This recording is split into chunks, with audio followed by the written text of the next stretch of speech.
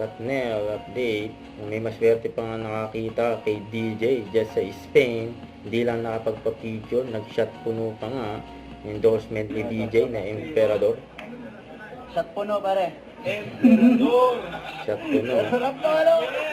Shot puno di oras.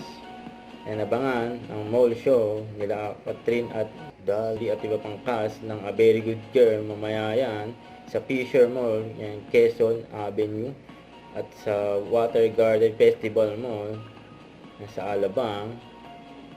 Ayun na yung venue dyan sa Fisher Mall.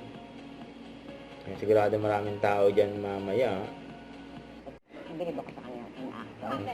Nakapalakas pa nga ng tulak ni Catherine kay Dali.